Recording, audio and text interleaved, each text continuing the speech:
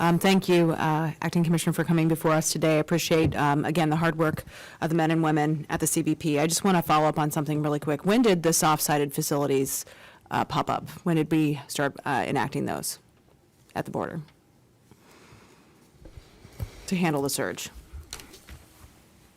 It would, I believe, fiscal year 2021. I can't remember the exact date we put the first one up. Right. So I visited the border in late spring, early summer at Eagle Pass and had a chance to see that. How much is that costing every quarter? So the soft side facilities right now are about $991 million a year. A year. So nearly $1 billion a year going to these soft-sided facilities that could be eliminated if we would control the southern surge at our border. And I know CBP is stretched thin.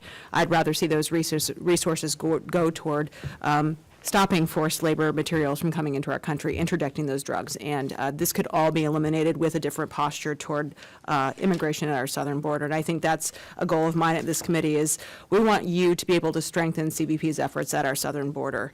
You've been stretched thin. The challenges you're facing surge at a historic level we haven't seen. That's been under this administration since 2021, exponentially worse than we've ever seen. And I'm extremely concerned about the number of known terrorists and criminals who have come across our southern border as a result of the weakness, not as a weakness of CBP, but as a weakness of policy at our southern border.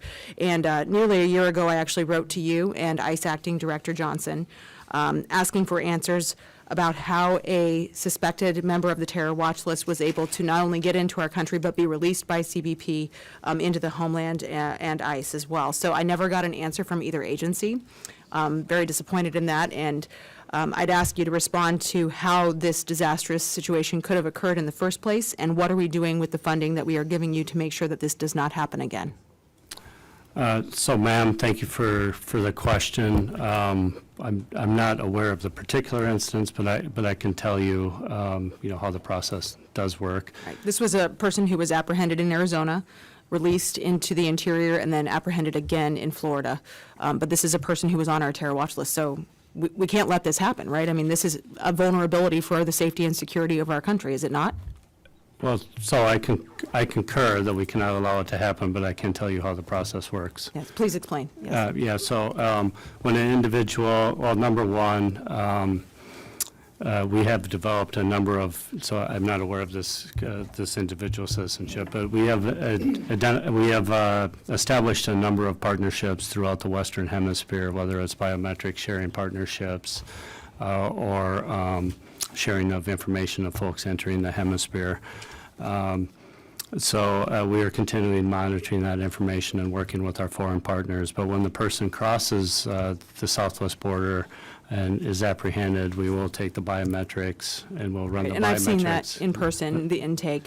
How are you communicating then with these other agencies under the Department of Homeland Security? So I used to run the National Target Center, which does all the coordination for CBP.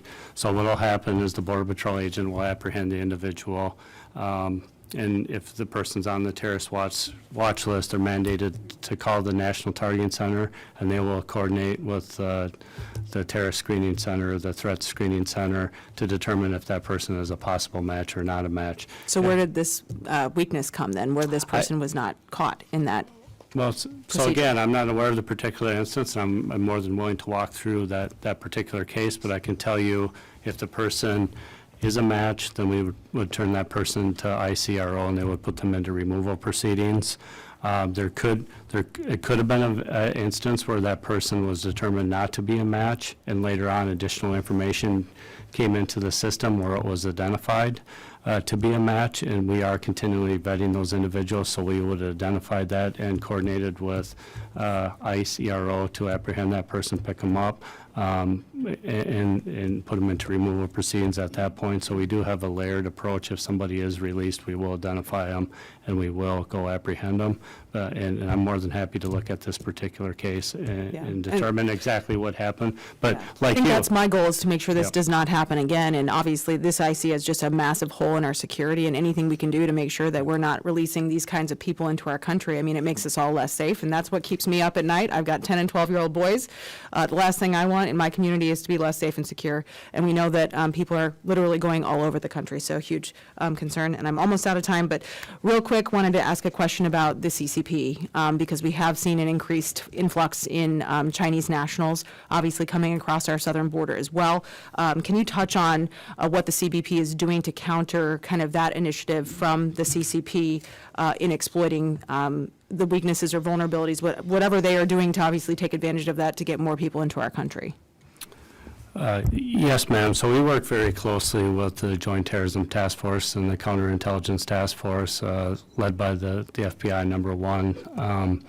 Number two, with the Chinese migrants specifically coming across the southwest border, it is the third largest migrant population in the United States.